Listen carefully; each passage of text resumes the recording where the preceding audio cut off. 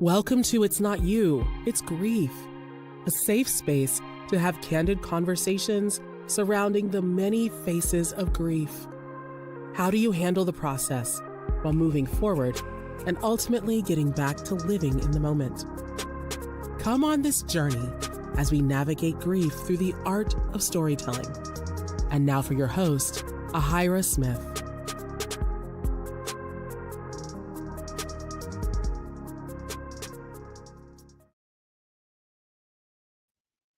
Hello, everyone. Thank you so much for joining me on another episode of It's Not You, It's Grief.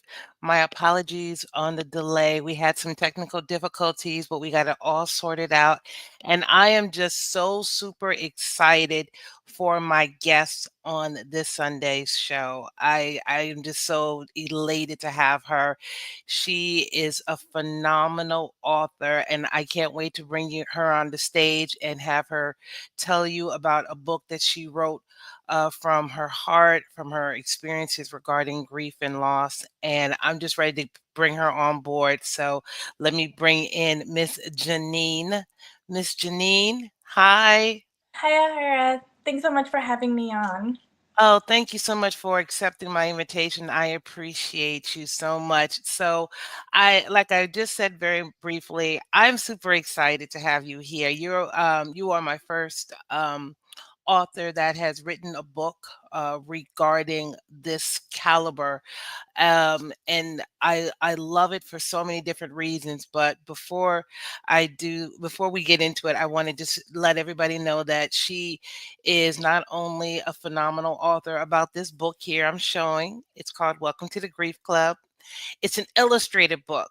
So for those of you who I love to read. I love reading. I love actually reading on books. Nothing against audio books, but I just love having a book in my hand and turning the pages.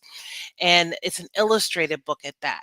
So it resonated with me on so many different levels, not just because of the pictures, but the language in which you spoke with in this book. It just resonated with me. I'm like, oh, she's saying everything I've been saying or feeling like the last 5, 7 years. And I was just, again, I was at a bookstore and I came across this and I'm like, wait a minute. I picked it up and I couldn't put it down.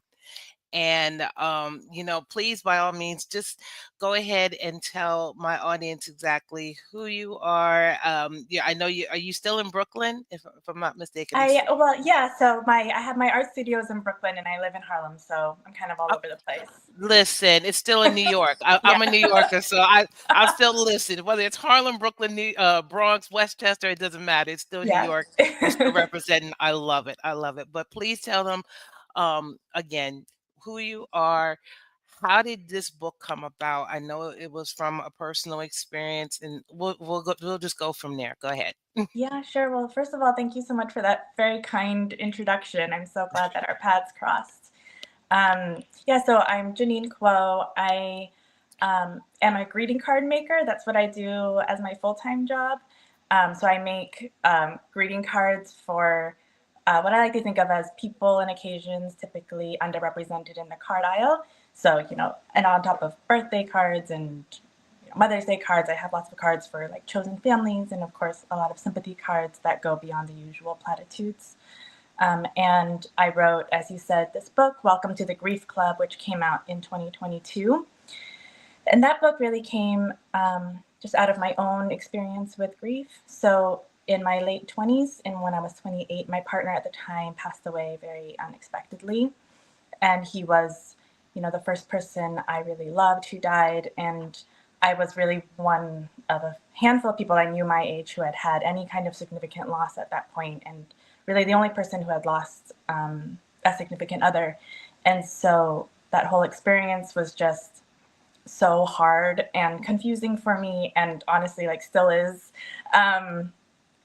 And so kind of like to help myself process and tell myself the things I needed to hear, I started writing sympathy cards. And that kind of grew into this book, which is about all of the hard, weird, complicated parts of grief that I think a lot of us go through, but we don't always talk about. And so we feel like we're the only ones, even though we're really not. Absolutely, absolutely. Well, first and foremost, I want to extend my condolences to you on your loss, regardless of how much time has passed. A loss is a loss, and especially one that was truly heartfelt. So, my condolences to you on that. Um, as I mentioned before, throughout my excitement, your book has really resonated with me on so many levels. Just within the first few pages of it, I took notes down like this was like a textbook. I'm like, oh my gosh, she's saying what I've been wanting to tell, or exactly how I've been feeling regarding my own journey of grief. Yesterday, March 1st, marked 7 years that my father had Mhm. passed. And on February 27th marked 5 years that my mom had passed. So when I tell you this book came right on time for me with everything that was fast approaching with their death anniversaries that was upon me, I'm like, this is right up my alley. But what I really appreciate with this grief club book, Welcome to the Grief Club, is what it is. I apologize for people who are trying to see it, and I got the back screen, but I will show it again. Um, it just spoke to people regardless of what the loss was. So whether it was a loss of a significant other, a parent, a child, a sibling, a friendship, a friend, a pet, even those who might have lost something like of a home, something that was really connected to them. It spoke to everybody across the board. And so a couple of things that really was interesting was the clubhouse rules. Because every clubhouse, everybody who has a house or an organization, they have rules, if you will. But the clubhouse rules was just spot on. So for me, some of them, I'm not going to read all of them, but a couple of the clubhouse rules one was like an area of dealing with membership. And so the membership is open to anyone who has experienced a significant loss, which pretty much counts everybody in the world. And membership, the capacity is unlimited at any given time because we know grief can occur at any time. It doesn't matter, grief doesn't stop. And another thing, what I really appreciated was that it is not it's not strict. You had these, again, part of the clubhouse rules, the conduct. You know, members are expected to grieve on their own timelines in any manner of their choosing. Their experiencing of all feelings is permitted and encouraged. Crying is allowed at all hours. Not crying is also allowed. Any person who utters the phrase, everything happens for a reason, will be removed immediately from the premises. And that right there just was on the nail for me because that's the one statement I couldn't stand is that everything happens for a reason. Oh my gosh. And so I'm really curious, how did you come up with these membership rules and the content? How did you come up with all of that?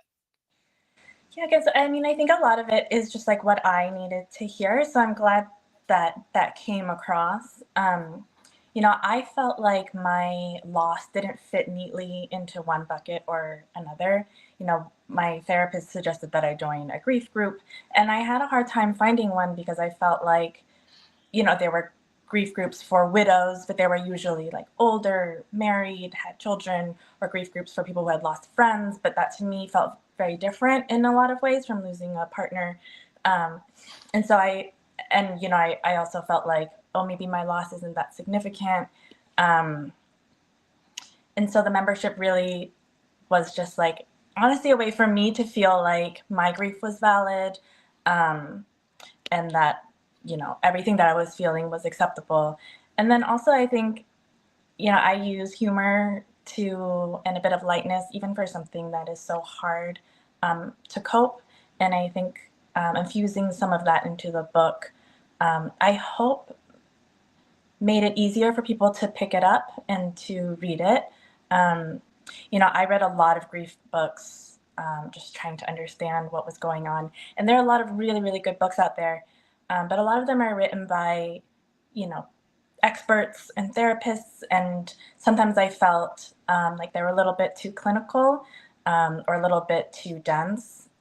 like you, like I'm a huge reader. Like I usually love to read, but I really found that, especially in the acute period of grief, I had such a hard time just like reading anything, like writing anything.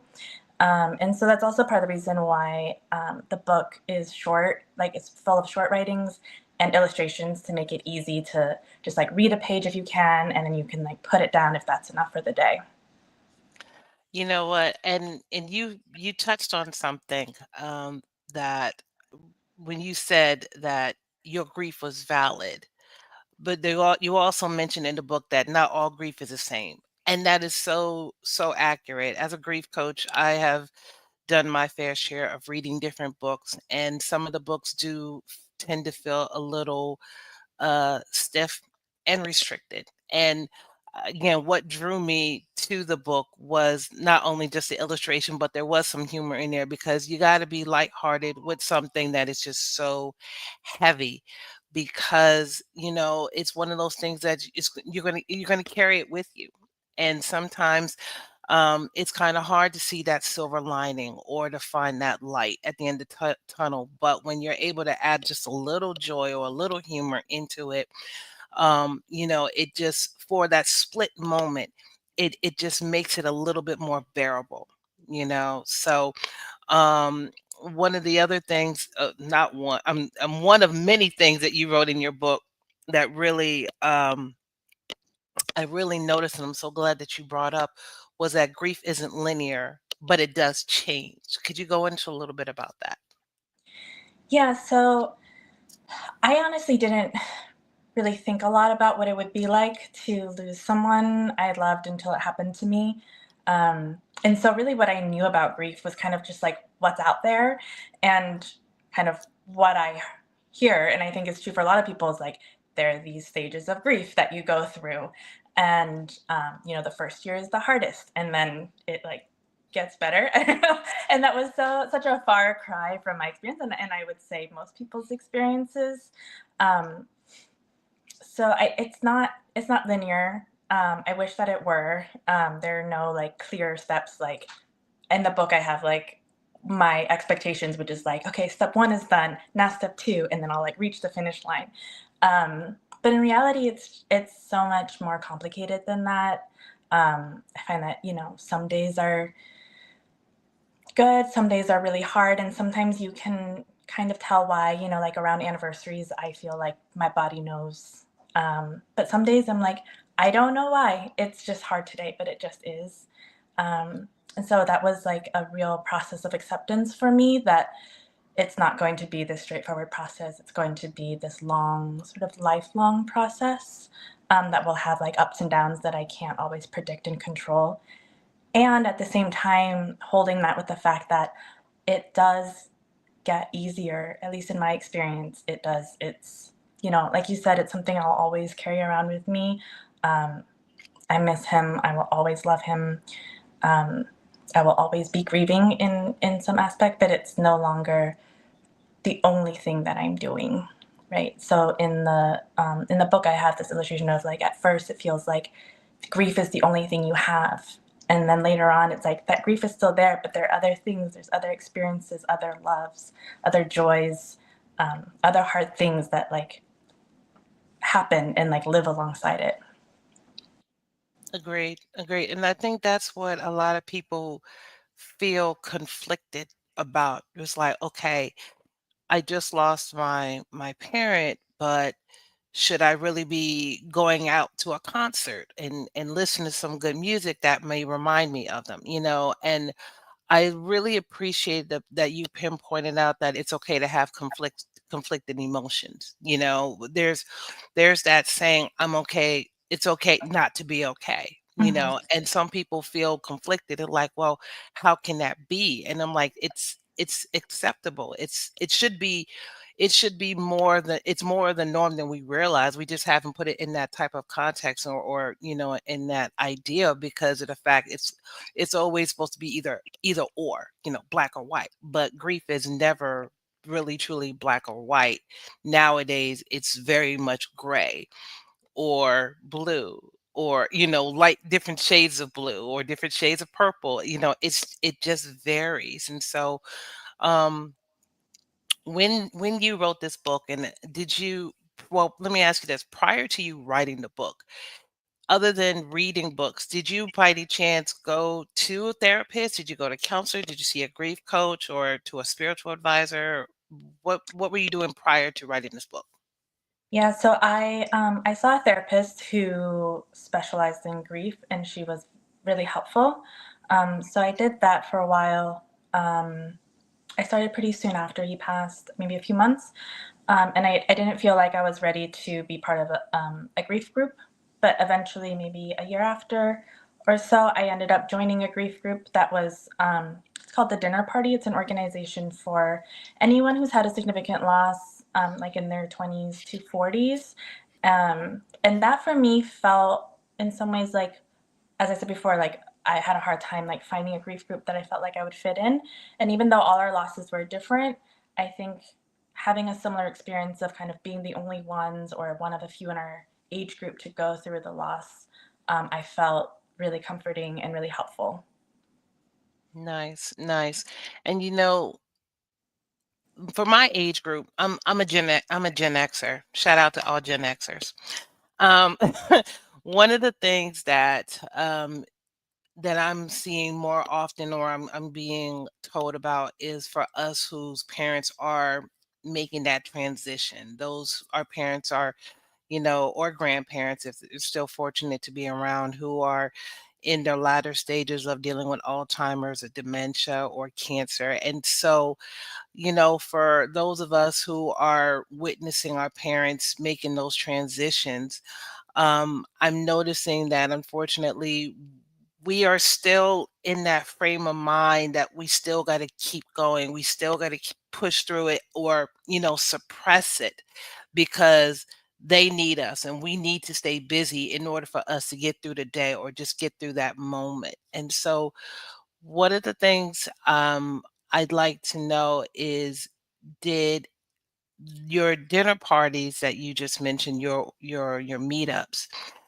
did you feel that there was some sort of a, I don't want to say a pattern, but did you see that there was like probably some more common themes that was happening within your groups, of like, oh, this person lost their parent, or this person here has lost their significant other, or like yourself, like what was some of the common themes there within those dinner parties that you said?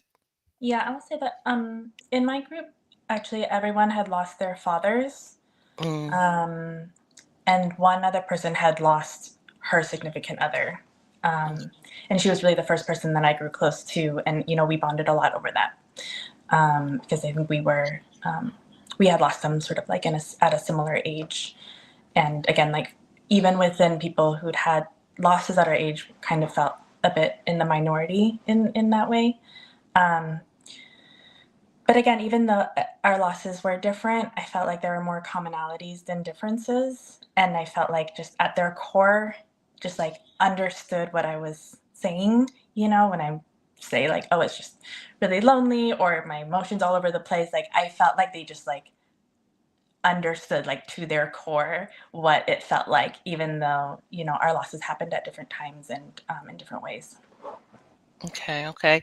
Has your spiritual practice evolved? Has it changed since the loss of your partner, or even has it changed since you wrote the book? How much has your spiritual practice been influenced in what you've been doing regarding this area? Yeah. It's funny. I don't know if I would call myself a spiritual person, Okay. um, but maybe I am. I will say that what I find is I've always had this sort of belief in the strength um, of people, just like innately how strong and resilient we are, and how much capacity we have for love and joy and hope, like even in the hardest of times. And my experience with grief, my personal experience with grief, has just made that belief even stronger, not just for myself and sort of going through something I thought I wouldn't be able to come out of, but also in the process, I met so many people who went out of their way to comfort me, to be with me, to share their stories, to sit and listen to mine. And, they weren't necessarily the people I was closest to. It was like other grief club members, a coworker that I hadn't really talked to that much, a friend who, maybe we never hung out one-on-one, called to check in. Like, people really went out of their way to connect. And that just really restored my faith in people. And since then too, with COVID, with everything going on, I feel so much more attuned to just like our irrepressible ability to just like love and have joy and create beauty and find it around us, like in the midst of everything going on. So I don't know, I believe in that. No, I agree with you because I definitely witnessed that myself firsthand. I tell people if you ever want to see a person's true character, let a death occur or some sort of an ending take place, you'll see all types of personalities emerge, especially when they're so close to the situation. I remember when my dad had passed away, and shortly after I came back to work, a woman who worked in the same building as I did. We weren't as close. We worked in different departments, but she reached out to me and offered her condolences. And interesting enough, she too had lost her father a few months before mine did, and we had a lot in common. Not only just the type of relationship we had with our dad, because we were both daddy's girls, but my father's name was Andrew William and her father's name was William Andrew. Wow. So it was just uncanny. I was just like, wait a minute. And sure enough, she showed me the program and I was just like, wow. So we kind of were able to bond like that. And just she was able to create space for me to just kind of sit there and just be in the moment. And she was able to, and we would just talk about, how we're dealing and, the aftermath or the aftershock of it all. So that was something that was really interesting because sometimes when you're in that phase of grieving, you're just not really aware until the dust settles, if you will, and you'll be like all these people reaching out to you, sending you messages, checking up on you, and I'm just like, wow, this is it's not really just me. It was impacted by a lot of other people. Um, Another question that I have regarding this book, how long did it take for you to write it? Because I know you mentioned there was, I believe you said a year after the loss of your partner. How long did it take for you to write the book? And yeah, Yeah, so I started writing it in 2019. Is that right? Gosh, 2019. And it came out in 2022. I think that's right. Gosh, the years just really blend together. So I honestly wrote the bulk of it. I started it before COVID, but I wrote the bulk of it during the pandemic. okay. So really, I worked on it earnestly for a year to 2 years. So it took a while. I don't know why I didn't think it would take a long time or be hard, but it really was. It was a lot of things that I had in my mind that I wanted to say, but I think also, you know, right after he passed, I did just like so much processing, just like really, really trying to understand and think and make it. And then I got to a point where I was kind of okay, going about my day to day. And so then I kind of just stopped processing. But I think there was a lot of stuff with my own grief that I still needed to think about. And it really wasn't until I sat down to write this book that I was like, okay, I really need to think about what do I actually believe? What do I want people to know? Some of the more complicated parts of grief, like, they weren't perfect, or it's okay if you didn't have a perfect relationship, and all grief is different, and all grief is valid. Like all these points, I really had to internalize to be able to write it. And so it ended up being kind of a long writing process, but also like a self discovery process in tandem. Wow.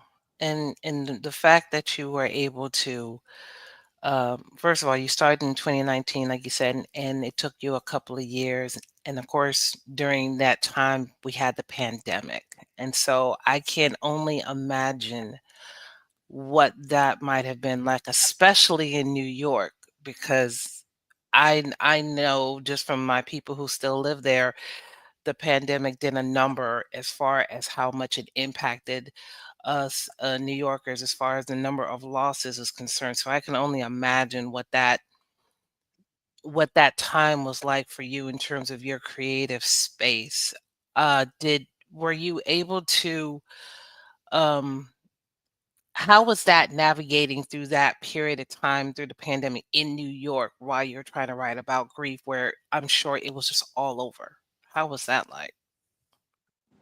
Yeah, it was, on one hand, it was really hard just because of everything that was going on, and it felt like writing a book on grief on top of that, I just felt like inundated with loss and grief, like delving into my own, hearing about others, worrying about, future losses. It was a lot.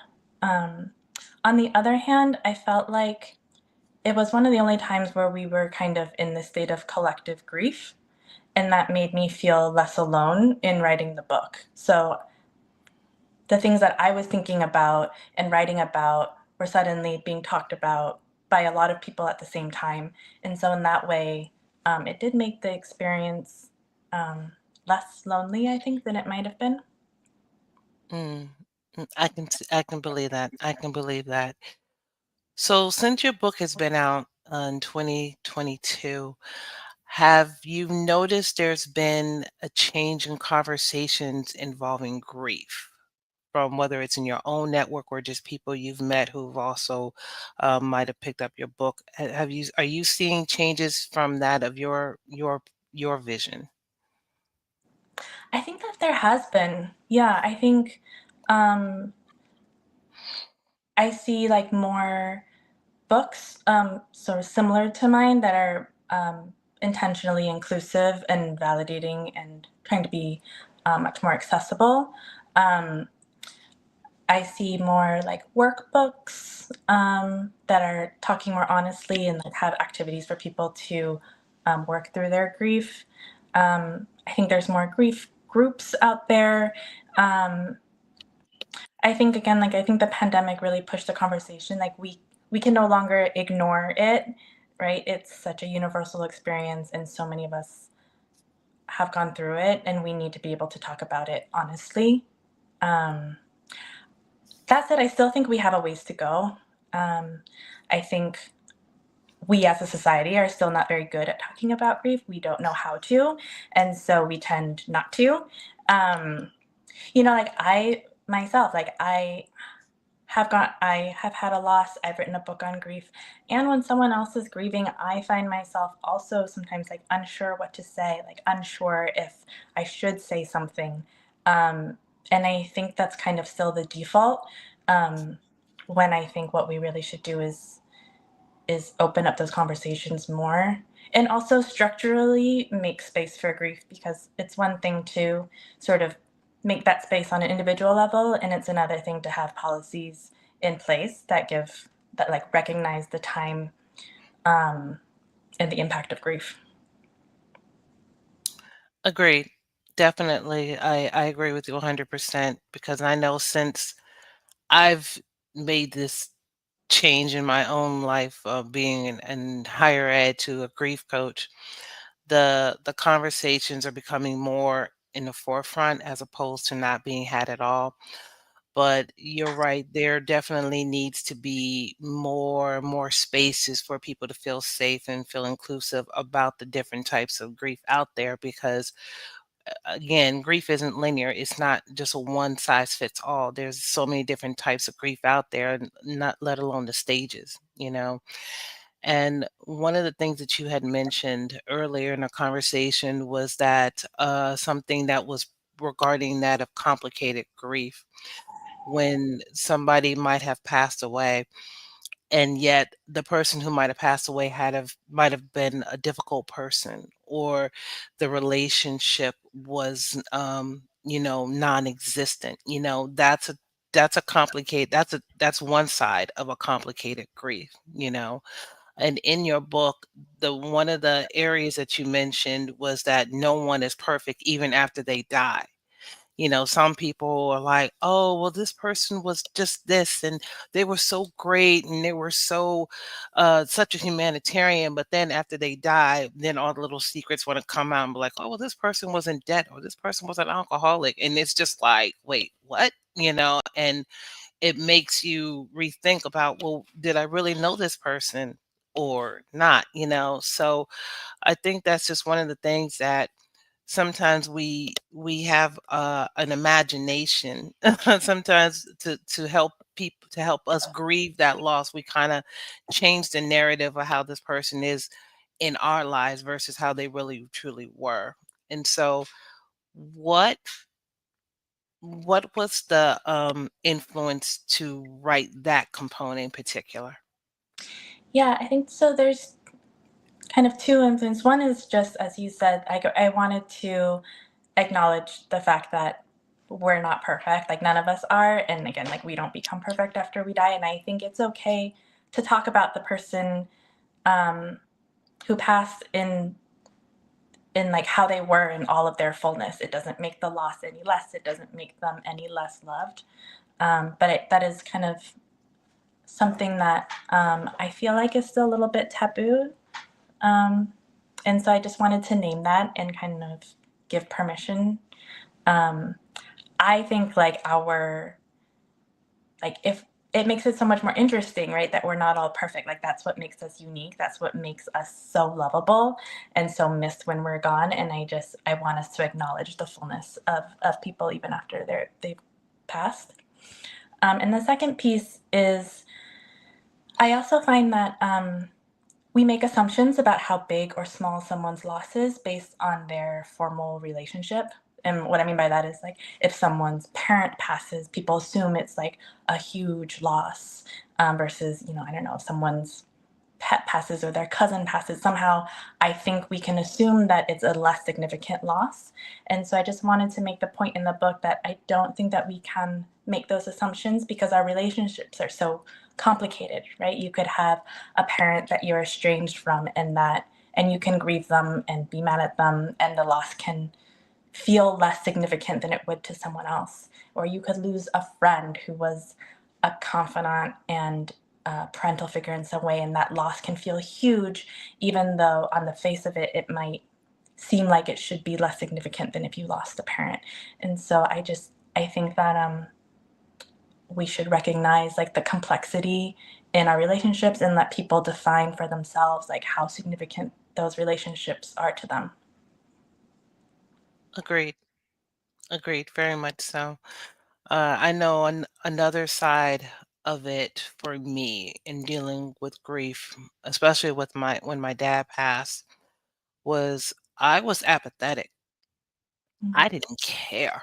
I just when he died, I've told people I had suppressed so much. There was so much that was going on with me, my work, my personal life, and and everything I had done up to that point, it was just suppressed. I just kept going. I just kept going. But when my dad died, nothing was suppressed. Everything erupted. Mm. And in one of the areas you mentioned in the book, what if I don't feel anything? You know, and the illustration was just, again, so spot on. It's like, I don't care, okay? It didn't matter if it was the rent is due or somebody wanted to have a breakup, or just people made their favorite dish, and I'm like, I don't care, okay? It just didn't matter. Or it was like, I don't care, I don't know. And so how how did that come about? How did what made you to really shine light on that particular area of apathetic, because I think a lot of people are under the notion, I'm like, oh well, you must be feeling sad, or you must be feeling terrible, or feeling something. And I was just like, I'm just here. Yeah. I'm just here. I don't know how else to say it. I'm here, but I'm not. So Yeah. No, I get that. And I included it because I felt that way and I felt weird about feeling that way. Right. So there are a lot of emotions that I expected to feel. Like I expected to be really, really sad, which I was.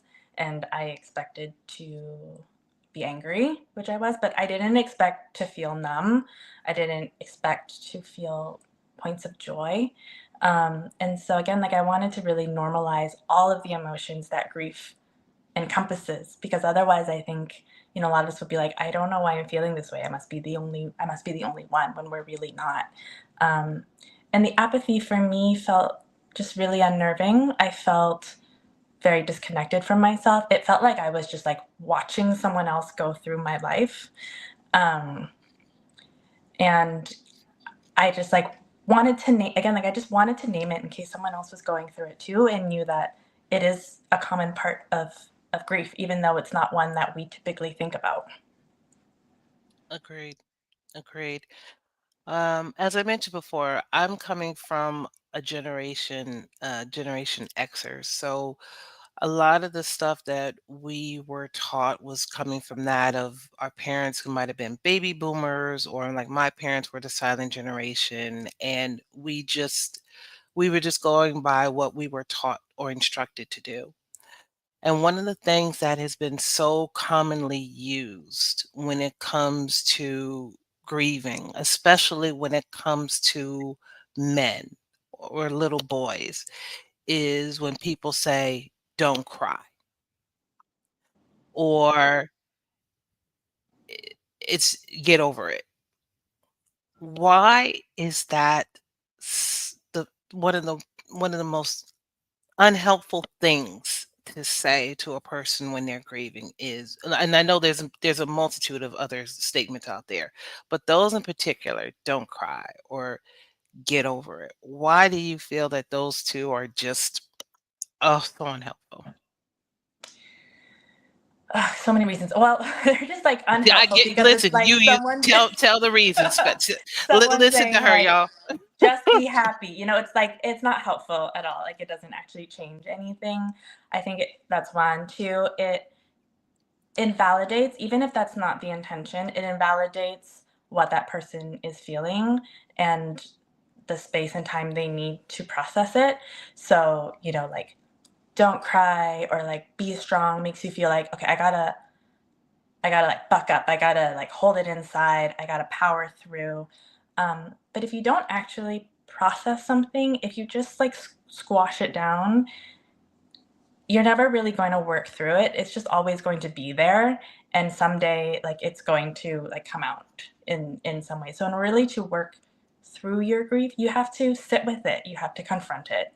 And you have to have people kind of give you the space to do that, to say it's okay to feel or not feel, right? It's okay to um, cry. And also, I think it's a very narrow definition of what it means to be strong, right? It's something that we hear a lot, like, you're so strong, you're so resilient.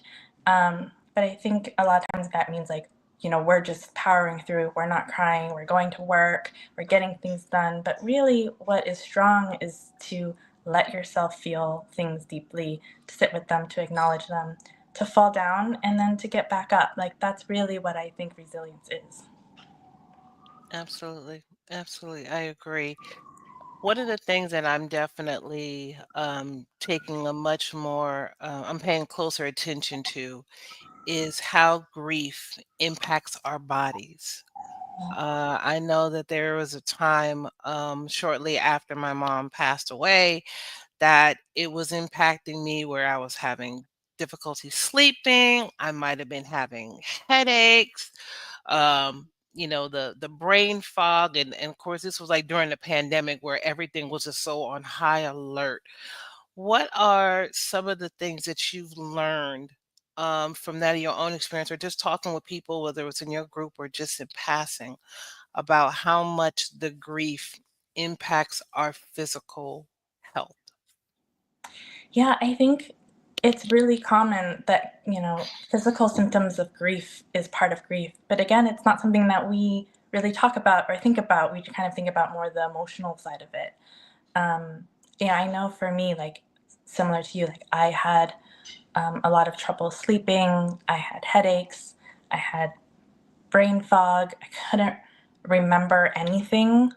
Um, and like my brain was fuzzy. I couldn't think. Like I said, I couldn't read. Really, I couldn't write. And again, like I felt like I don't know what's wrong with me. And I think it's like our body.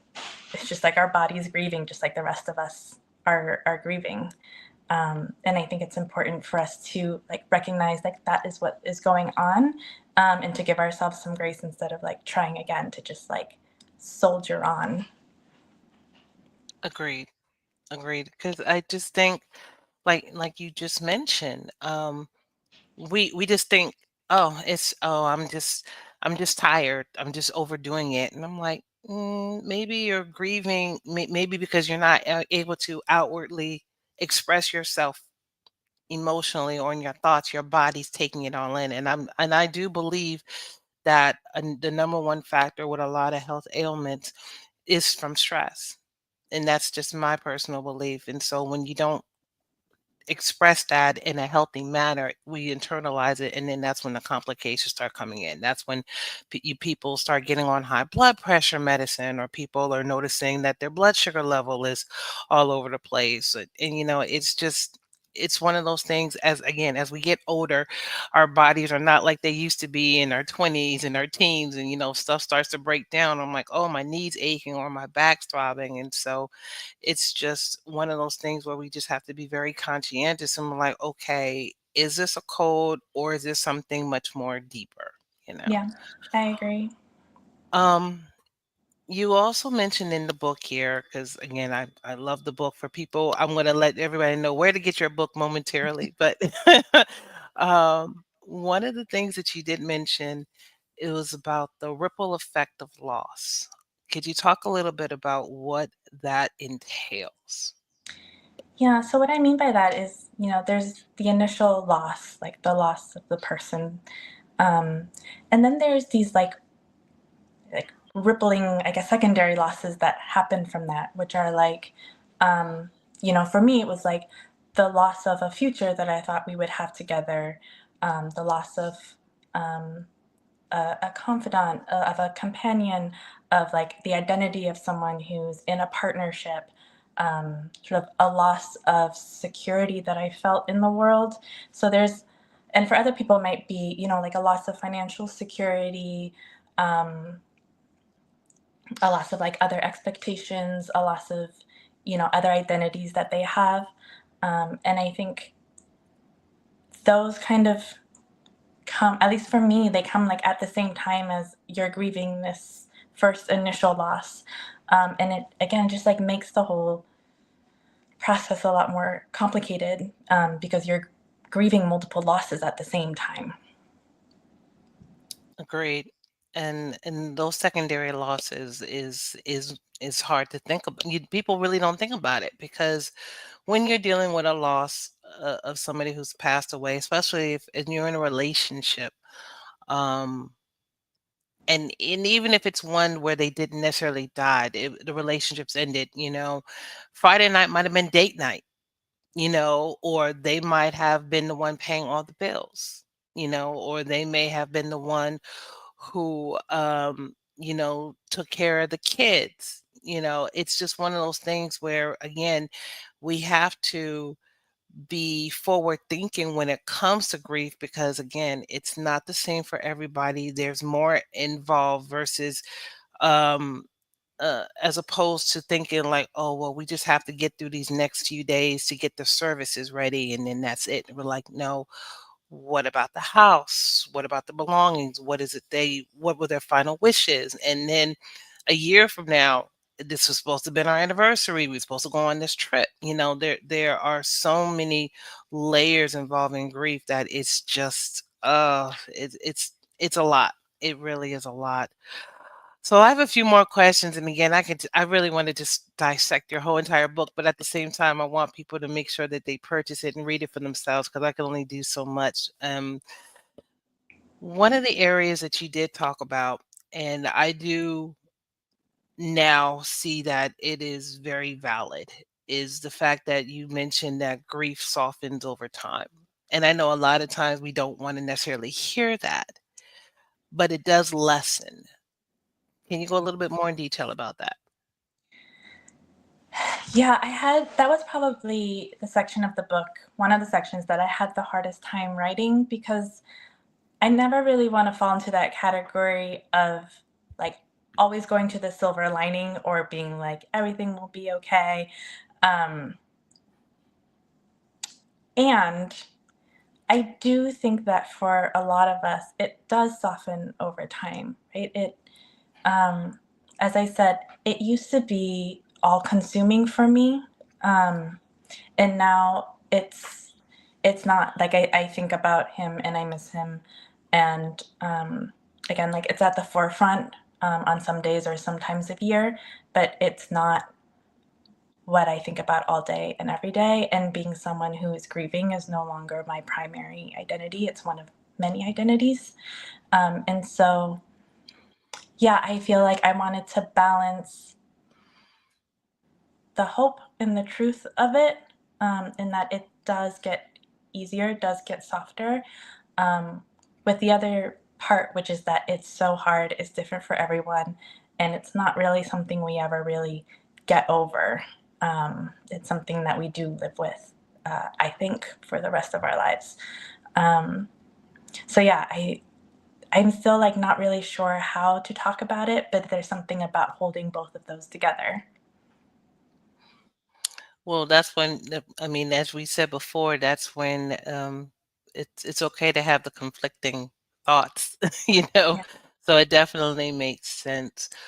What sort of advice would you give to those who are struggling with grief involving their relationship with other people?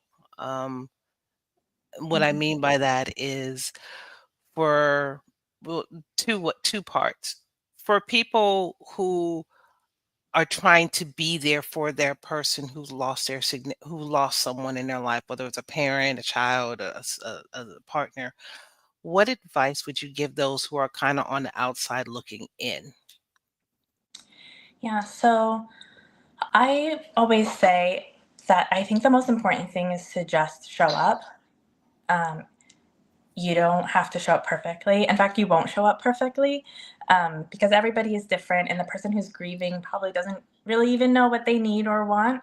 Um, and so I think just saying something, acknowledging their loss, just being there, um, is the most important thing, more than like you should say this specific thing or you should do this specific thing for them. I think just showing up, um, is so important. Like when I think back, like I can't remember really what anybody said to me, but I remember the people who were there. Um, and the second thing is I would say is keep showing up. So I think like right after someone dies, there's this huge outpouring, of support and sympathy, and then I think like pretty quickly people go and like understandably people go back to their own lives, but the grieving person is still grieving, and I think it's that time where you're checking in 6 months, a year, 2 years later, that can really make a huge difference. Like I'm like, yeah, I have such a great support network, and my friends have his death anniversary on their calendar. So, 9 years later, I get text messages on the day, and that means so much. Knowing that like I'm not the only one thinking about it. Good, good. And what about those who those who are in the grieving state of mind and the relationships that they have with other people, especially those who might have been close to the person who's no longer there? How are we supposed to navigate or handle those types of relationships? Like it might have been, if it was my husband that passed away, how do I still interact with his side of the family, or something. What advice would you give those who are struggling like that, or even if it's a parent who passed away and the auntie and the uncles weren't all that close to the family? What do you suggest? I don't know. I think it's so personal, and so dependent on each relationship. I will say, like, everyone grieves differently, and sometimes there's a lot of comfort in that shared grief, and sometimes there's tension in that if we're grieving in very different ways and if we're grieving the same person. And in that case, like, I personally think it's okay to grieve separately or to give your relationship some space, especially when you're in that period of acute grief. And I think it's okay also to lean on people who may not be the ones that were closest to the person who passed, or may not even be the ones that you're closest to. They said, like, I found myself leaning on my close friends, but also others that I didn't think that I would, just because, like, they ended up being the people that I felt the most supported by for that specific period of time. So I don't know. I don't know if I have any good advice, but um, I think it's okay to just listen to yourself and who you're feeling like you want to spend more time with and who you're feeling like you need to take some space from. You said it beautifully. You said it perfectly, because sometimes that's just a reality where, I think the days of, getting along just to get along are over. I think a lot of people were like, "No, you're not very good for me right now. I need to stay away Yes. from you." So I think that people were like, "Oh, well, that's your family, or this is your best friend." And be like, "No, it's not the same, and it shouldn't necessarily be the same because we're growing, we're evolving." So I think you said it perfectly, in terms of how to just, you know, be mindful of what you're feeling, and making sure that you hold enough space for yourself where the boundaries are in place, but it's not feeling pushed on.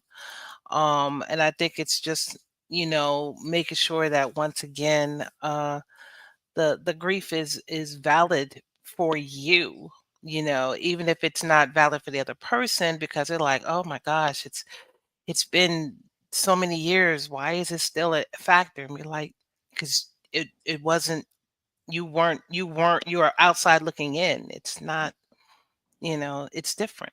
It's definitely different." So before I let you go, because again, I could spend so much time just breaking this whole book down. I want people to be able to read the book. I definitely wanted to share, just a couple of things out here. So first of all, I wanted to say thank you to Miss Yolanda Cole Hampton Squires. She said she really appreciates this conversation. So just want to show you some love, Janine, on people, who are really appreciating this conversation. Carla M. Wynn, thank you for showing up to our conversation.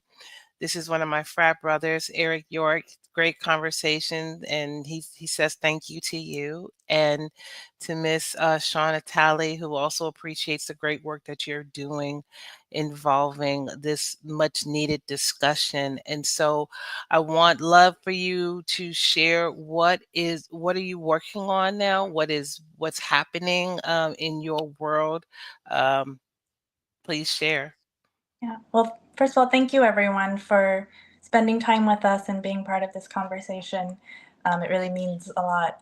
In terms of what I'm working on, I've just started working on a new project, outside of my usual greeting card business. I'm working on a project that I'm calling it "What If It All Works Out," and it's basically right now it's a Substack newsletter, and I'm thinking about potentially trying to turn it into a book. But basically, it's about all the what if questions that I have, kind of about everything. Like, what if I make a mistake? Like, what if I make the wrong decision? Like, what if something terrible happens again? What if things go horribly awry? And I find that I really get stuck in these questions, um, and I get paralyzed by the uncertainty, and how to navigate it. And I feel that both very much on a personal level and then with everything going on in the world, just like on a much bigger level. And so I just wanted a space to kind of wrestle with these questions, to one, again, just be honest about how much I struggle with them, in case someone else does too and thinks that they're the only ones. And then talk about, some of the things that I've learned or that I am learning about how to navigate these, how to get unstuck, and how to maybe shift my frame of thinking, from like, what if it all goes horribly awry, to consider the possibility of, what if it doesn't go according to plan, but it all works out. I love it. I love it. I've already subscribed, so I'm leaving it on there. I'm not letting it scroll at the bottom because I want everybody to take a picture of it and make sure that they subscribe to it, because we all have those questions. Well, what if it does work out? It's one of those things where you're looking at the glass. Is it half full or is it half empty? And to me nowadays, I don't when I see a glass that's half full or half empty, I'm just under the notion, well, part of the reason why it's like that because I drank the other half. So that's just my way of doing it because I was drinking. It's not going to stay full. I'm thirsty. So that's just my thought process. I don't know, it might be somebody else's, but again, I appreciate you so much for just joining me. I was so excited to get you on here. As you can tell, I'm still smiling. And honestly, it has helped me so much, especially these past couple of days, in just honoring my parents' home transition, becoming ancestors on the 27th of February and yesterday, March 1st. So just a lot of the things we talked about, it's giving me, again, it's validation, if you will, that it is still okay to not be okay on these moments. I mean, I've even had people who reached out to me, thanking me for sharing my parents or like, with them and stuff like that. So stuff like that means a lot. And you do remember those who are present and hold space for you like that, as it should be, because we are a community. It's not just a club. I mean, it's definitely a club, and as we talked about, the membership is ongoing. It's rolling. Everybody can get in anytime. It doesn't matter what it is. So, but it really needs to become much more of a community, because we need more spaces like this on a consistent basis, not just when it actually happens. We need to be more proactive versus reactive. And that's why I appreciate the book, that even though it's been some time since it dropped, it came right on time for me and some stuff I was dealing with. And I'm like, I got to have this woman, Janine, on here to talk about this, because we're still going to have those triggers. We're going to still have those reminders. And I think when they come about, instead of us just going about our day, we just, give ourselves that permission to recognize that's happening and honor that grief, and know that there's still greatness through it all, because of the lessons and the memories and the experiences that we had with those people, or even those things that no longer are able to resonate with us. So I appreciate it. Now, I definitely want people to know where they can find your beautiful work of art in terms of your greeting cards. Please tell me, I want to make sure, is this the correct website? Yes, that's Okay, correct. Yeah. great. Yes. Take a picture of it. Everybody, listen, her greeting cards are really one of a kind. They definitely have that special touch of inclusivity that it resonates with people on different levels. And not to say greeting cards are all built the same. They're not. I know for me, whenever I was dealing with any type of greeting cards, birthday cards, holiday cards, I would literally spend an hour just just reading greeting card and be like, if it resonates with me, I'm going to purchase it. And here I am going to the checkout center, and they're like, you got all these cards. I'm like, yeah. Can I get a coupon? so or, oh, you got 5 cards, get the 6th one free. Yay. So and the thing is, I'm not buying it for 6 different people. I'm just buying it for 3, but there are other cards that I might want to be using down the road to give to somebody else. So if you get a card from me, I might have had it for 6 years. You don't know. But her work of art, her illustrations, her stories, to me, her testimonies, Um, just all of it, it resonated with me so much, and I hope it resonates with you. So definitely support Janine in Welcome to the Grief Club book. And guess what? If this is the type of book that resonates with you so much where you felt like you need to start your own grief club, and using the book to do that, do it. Do it, because everybody is grieving something of some sort of loss. Um, just yesterday, I am a member of Zeta Phi Beta Sorority Incorporated, and we just received word yesterday that a very well known artist and a member of our organization, Angie Stone, died of a horrific car accident yesterday morning. And so I know for my sorority and I, we're feeling it, because even before she became a member, she was just wonderful musician, talented artist with 35 years, in the game. I think it's 40, but the fact that she passed away in the manner she did, it's still kind of shocking for a lot of us. So we're doing what we can to to work through that. But Janine, again, thank you so much for coming on. And again, when you get your second book, I look forward to reading about what if it all works out, because sometimes I need that reminder, again, half full, half empty. But sometimes when you're reading it on the outside looking in, I'm like, oh, it's not just me. Okay, Yeah. that's good. That's It's good. never just us, even if it feels that way. And it does.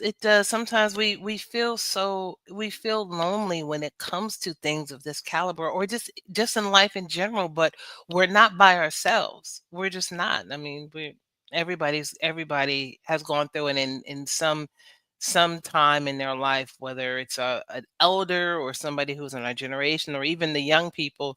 We can learn some stuff from the young people. So again, Janine, thank you so much for joining me. I appreciate it. For everybody else who has decided to come and follow me again on this wonderful conversation regarding grief and loss, I thank you all. Make sure you subscribe to Miss Janine's What It All Works Out Work of Art newsletter. I myself, please stay tuned. I have some upcoming speaking engagements that's happening on March 27th. I'm looking forward to that, as well as my first TED Talk. I'm doing my very first TED Talk on Congratulations. March 19th. Yes, so getting ready for that, and it is involving a grief of all things, but it resonates with me so much. So I appreciate the support. You all are supporting me with my podcast and just the conversations, and inviting me in spaces to keep the conversations going on a consistent basis. And so without them, I mean, that's really it. That's what's going on in my world. And I know, Janine, again, you just doing your newsletter, you're doing your work with your greeting cards. Keep doing phenomenal things, my dear. It resonates with us so much. Um, I hope people are continuing to show their appreciation on it, because this is not an easy topic. This is not an easy topic, but you are very, very much appreciated. Thank you. Thank you again for having me on. And thank you for creating this space to have the types of conversations like these. It's so important. It's so, so needed. Well, you know what, you help, because by me reading your book and just talking to other people, it's helping me to stay on this path. Being like, look, we might need to start a book club, a grief club, or I might call it, a like you said, the dinner party. Everybody bring their own beverage, whatever beverage that is. My mother always used to call them cordials. You're like, bring your cordials, and I'm like, Mom, nobody says cordials. I mean, we know what it is. It's a wine cooler, but still, nobody says cordials. but but every now and then, if I feel the spirit of my mom coming in, I'm like, oh, I'm bringing my cordial in here. So that's I love paying homage to my it. mother. So, but for everybody here, again, if you are experiencing some sort of a loss, again, please get the book. Again, welcome to the Grief Club. It may help you open doorways to the conversations that you need. You know, if you need to um, have a conversation with me as a grief mending coach, please do so. come to my website, which is scrolling down below. If you would like to purchase anything from Janine and her lovely greeting card regarding if it's people who transition or just celebrating life itself, please visit her website here. Noted. And you know what? If nothing else, everybody, just take time to enjoy the moments we have today. Because as we know, tomorrow's not promised to any one of us. And it's important to really appreciate those who are still present. Okay, so this is me signing off. Thank you again, Janine. I hope you enjoy the rest of your evening tonight. And you know what? We'll see you guys next time on It's Not You, It's Grief. Take care, everybody. Thank you for listening, being intentional, and sharing this moment with us. We at It's Not You, It's Grief deeply understand the many facets of grieving, and we want to make sure we can be here for you. Again, thank you for listening, and tune in again wherever you subscribe to podcasts. We look forward to seeing you next time. Be well.